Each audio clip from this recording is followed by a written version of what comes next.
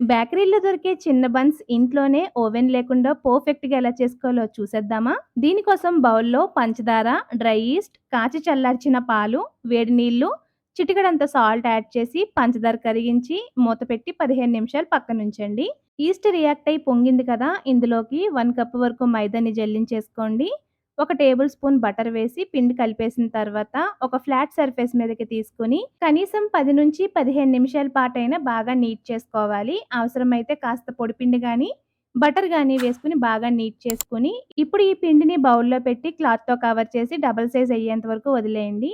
ఇప్పుడు ఈ పిండిని మరొక 5 నిమిషాల పాటు నీట్ చేసుకొని ఈక్వల్ పార్ట్స్ కింద డివైడ్ చేసి, వీడియోలో చూపిస్తున్నట్లు క్రాక్స్ లేకుండా బ్యాక్ సైడ్ టక్ చేసుకొని గ్రీస్ చేసిన ప్లేట్‌లో వేసి మళ్ళీ కవర్ చేసి డబుల్ అయ్యేంత వరకు వదిలేయాలి.